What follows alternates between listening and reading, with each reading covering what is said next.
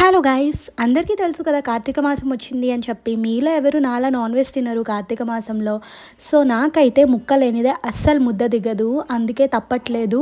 కూరగాయలు తినేటప్పుడు ఇంకా బోర్ కొట్టేసింది. సంథింగ్ ఏదైనా పొడైనా తినాలి కదా అని చెప్పి అప్పుడైతే అన్ని యూట్యూబ్లో ఉండే ఛానల్స్ అన్నిట్లోని చూసేసాను ఈ కందిపొడి ఎట్లా చేసుకోవాలని చెప్పి. ఒక్కొక్కరి ఛానల్లో నుంచి ఒక్కొక్క ఇన్పుట్ తీసుకుని ఈ కందిపొడిని అయితే ప్రిపేర్ చేశాను.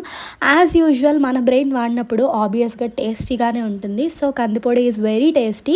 కార్తీక మాసంలో నాన్ వెజ్ తినట్లేదు అంటే అది భక్తి కోసమే కాదు, మన హెల్త్ కోసం కూడా. ఎందుకంటే మన బాడీ ఏదైతే ఉందో డీటాక్సికేషన్ అవుతుంది ఈ నాన్ వెజ్ తినకపోవడం వల్ల. సో ఇయర్లీ వన్స్ ఇలా ఉండడంలో అస్సలు తప్పలేదు. ఈ కందిపొడి రెసిపీ చెప్పడానికంటూ ఏమీ లేదు. యూట్యూబ్లో కందిపొడి అని కొడితే ఎవరైనా చెప్తారు. నేను కూడా అలానే చేశాను, బట్ లిటిల్ బిట్ చేంజెస్ అనమాట. అంతే ఈ వ్లాగ్. Thanks for watching.